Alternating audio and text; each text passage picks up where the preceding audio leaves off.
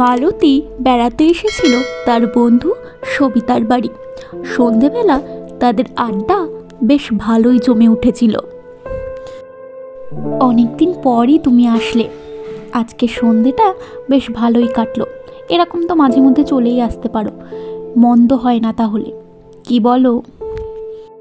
আর কিছুক্ষণ থেকে যাও না প্লিজ। না না, এবার আমাকে উঠতে হবে, অনেক দেরি হয়ে গেছে। দেখো প্রায় সন্ধেটাও নেমে এসছে। এতটা পথ যাব, মনে হচ্ছে শর্টকাটের রাস্তা নিয়েই যেতে হবে।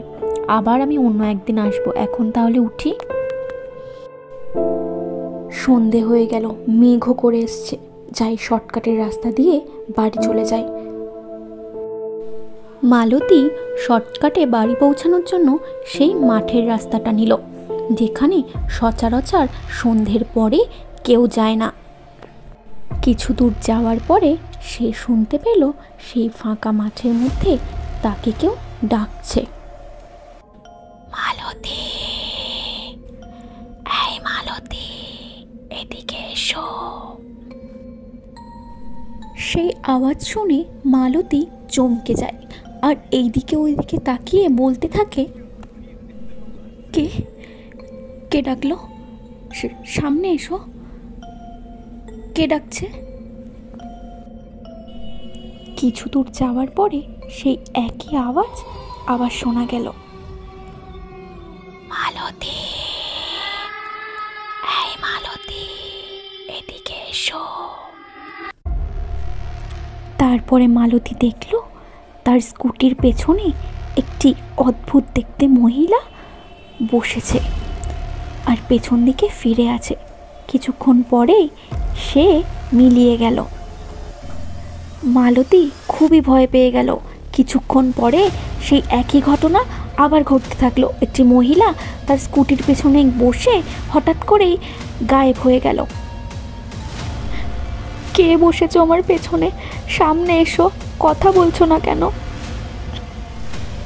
হঠাৎ করেই মালতীর স্কুটির সামনে একটি অতৃপ্ত আত্মা এসে দাঁড়ালো আর মালতী ভয়ে গুটিয়ে গেল। এটা আমার জায়গা, আমি কাউকে এখান থেকে যেতে দিই না, তুইও যেতে পারবি না। আমাকে মেরো না, আমাকে ছেড়ে দাও।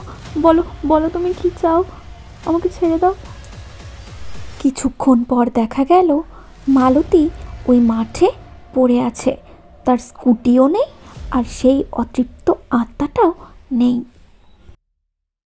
পরদিন সকালে মালতী বাড়ি ফিরে তার বরের সাথে সেই রাতের ঘটনার বিশ্লেষণ করতে লাগলো। ঠিক আছে, আমার চেনা জানা একটা তান্ত্রিক আছে, ওকে গিয়ে সব ঘটনা খুলে বলতে হবে, তবেই যদি ও এর একটা রেহাত করতে পারে। মালতীর বর তান্ত্রিকের কাছে গিয়ে সমস্ত ঘটনা খুলে বলল। তখন তান্ত্রিক তাকে একটা পরামর্শ দিল। আমি বুঝতে পেরেছি তোর সমস্যাটা। ওখানে একটি ডাইনি বাস করে। আসলে ও একটি মোটরসাইকেল অ্যাক্সিডেন্টে মারা যায়। তারপর থেকেই যেই ওখান থেকে মোটরসাইকেলে করে যায় তাকেই ও ভয় দেখায়। এর একটা বিহিত করতে হবে। আগামী অমাবস্যায় আমি একটা মহাযজ্ঞ করব, তারপরে এই সমস্যা থেকে তোরা এই মুক্তি পাবি ও তার সমাধান হবে। অমাবস্যার দিন সেই তান্ত্রিক মাঠে গিয়ে মালতী আর মালতীর স্বামী সহ একটি যজ্ঞ করলো আর সেই যজ্ঞতে সেই প্রেতাত্মাকে ডেকে আনলো। তোর মুক্তির জন্যই চলছে এই মহাযজ্ঞ, এতেই তোর ভালো হবে, তুই মুক্তি পাবি তোর অভিশপ্ত জীবন থেকে। একটা সত্যিই আমার মুক্তি ঘটবে যদি তোমরা কথা দাও যে আর এখানে কোনো অ্যাক্সিডেন্ট হবে না।